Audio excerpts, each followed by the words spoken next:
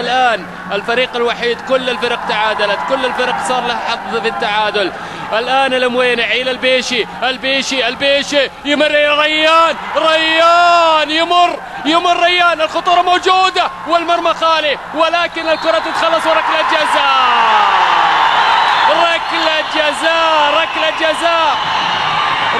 جزاء وبطاقة. شوف الحديث من العامري، حديث غير ودي مع مرع العواجي.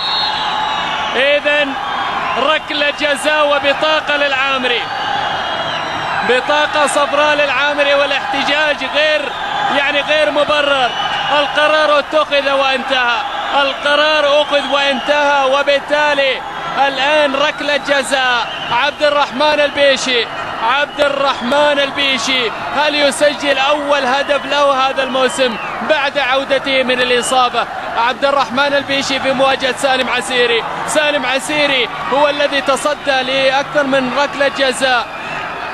طبعا احتسب على الهلال على أبها 9 ركلات جزاء في هذه البطولة إلى ما قبل مباراة المساء، سجل منها 7 وتصدى حارس المرمى ركلتين. الآن عبد الرحمن البيشي في مواجهة سالم عسيري. لمن الكلمة في هذه الكرة؟ مرعي عواجي يضبط الأعصاب، يضبط الهدوء، يأمر بالهدوء. عبد الرحمن وسالم. لمن الكلمة في هذه الكرة؟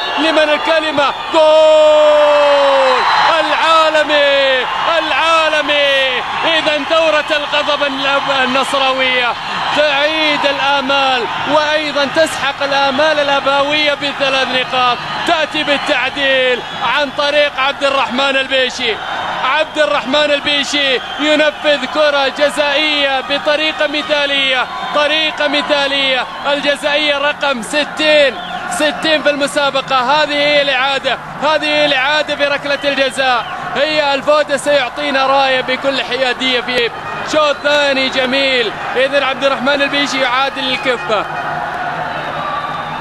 شوف ركلة الجزاء والحديث عنها يطول مع الفودة إذن، وهذا هو إيداع الكرة. أنا ذكرت بأن